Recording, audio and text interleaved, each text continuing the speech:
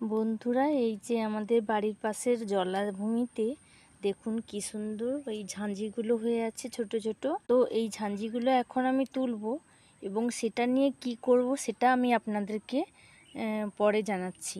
ঝাঁঝিগুলো আমি কিভাবে সংগ্রহ করব সেটা আমি এখন আপনাদের দেখাচ্ছি।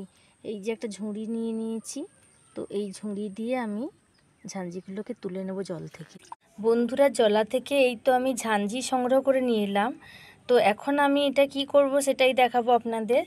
এই যে দেখুন বন্ধুরা, এই যে পদ্মের গাছগুলো হয়েছে কতটাই সুন্দর হয়েছে, কিন্তু এত রোদ্দুরের তাপ যে জলটা ভীষণভাবে গরম হয়ে যাচ্ছে।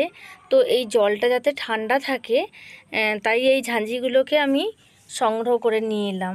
তো এই ঝাঁঝিগুলো দিয়ে যদি জলটা ঢাকা থাকে অন্তত কিছুটা হলেও জলটা ঠান্ডা থাকবে।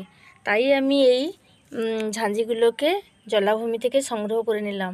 আর দেখুন এই ঝাঁঝিগুলো দিয়ে দিতে দেখতে কতটাই সুন্দর লাগছে।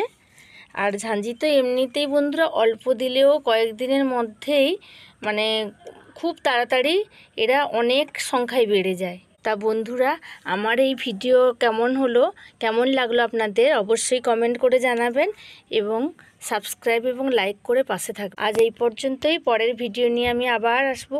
টাটা।